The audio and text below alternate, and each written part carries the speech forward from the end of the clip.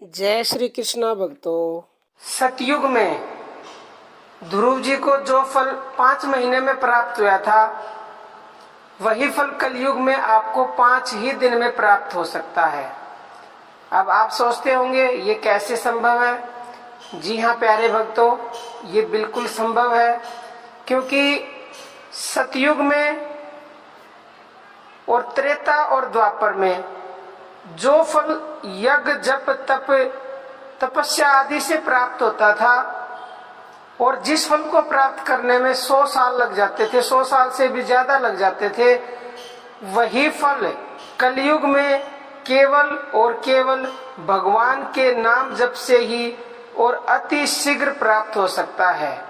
इसमें कोई भी शक नहीं है, क्योंकि ये हमारे सभी शास्त्रों में वर्णित है, सभी हमारे संत कहते हैं, स्वयं ब्रह्मा जी ने कहा है। तो प्यारे भक्तों, लेकिन लगन आपको ध्रुव जितनी ही लगानी पड़ेगी अगर आप उस फल की प्राप्ति करना चाहते हो। तो फिर मैं तो कहती हूँ 5 दिन क्या 5 घंटे में भी भगवान की प्राप्ति हो सकती है, अगर वैसी लगन आपने कलयुग में लगा ली तो प्यारे भक्तों, सबसे पहले हम आपको ध्रुव भक्त की कथा सुनाते हैं, जिस कारण 5 साल की उम्र में ही ध्रुव भक्ति करने चले गए थे। जरा ध्यान से सुनिए।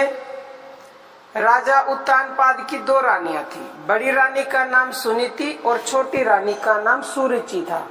सुनीति से ध्रुव और सुरुचि से उत्तम नाम का पुत्र था।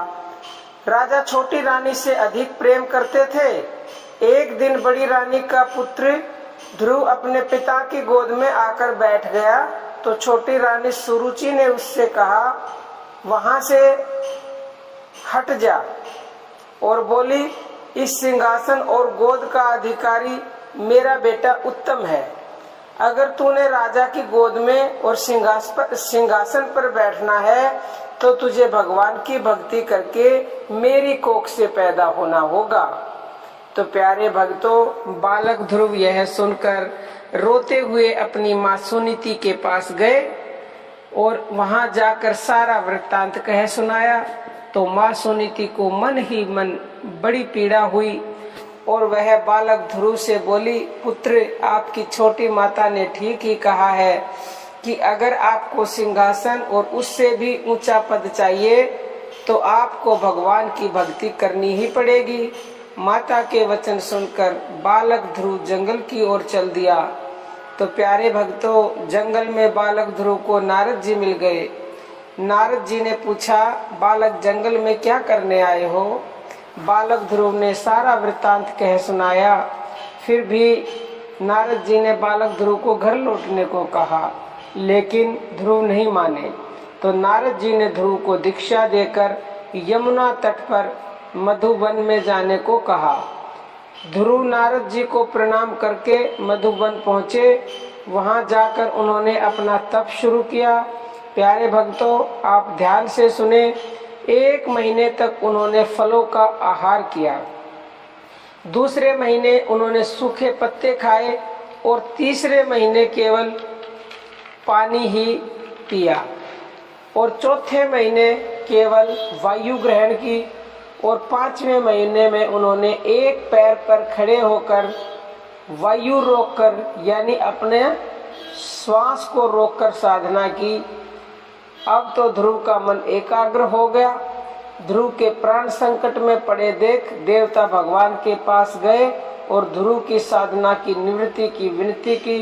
तो प्यारे भक्तों, उसी समय भगवान विष्णु बालक ध्रुव को दर्शन देने के लिए प्रकट हो गए और दर्शन दिए तो कहा, बच्चे मांगो, आप क्या चाहते हो? तो प्यारे भक्तों, ध्रुव 5 वर्ष का बालक था, क्या मांगे?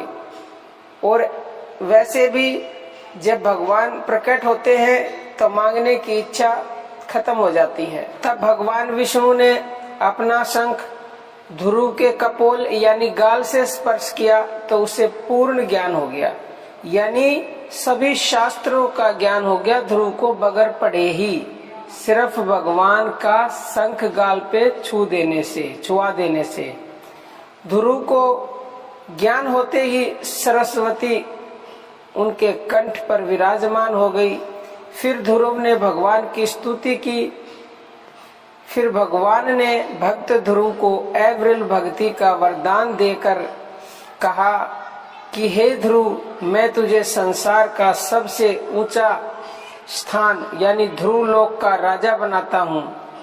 तो प्यारे भक्तों, आपने ध्यान से सुना। आज भी उत्तर दिशा में स्थित ध्रुव तारा उनकी तपस्या का साक्षी है। तो प्यारे भक्तों, आज कलयुग में 5 महीने की बजाय 5 दिन में भगवान की प्राप्ति हो सकती है, बशर्ते जैसे लगन और दृढ़ता के साथ ध्रुव ने किया।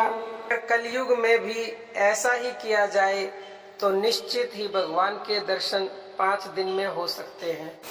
और ध्रुव भक्त ने तो इतनी कड़ी तपस्या की थी, परंतु आप केवल नाम जप के द्वारा ही 5 दिन में भगवान की प्राप्ति कर सकते हैं। लेकिन इतनी लगन आपको नाम जप के प्रति लगानी पड़ेगी, बेसब्री करनी पड़ेगी। बेसब्री करनी है तो कर लो हरि भजन में, और 3 लोक का सुख मिलता है केवल हरि चरण में।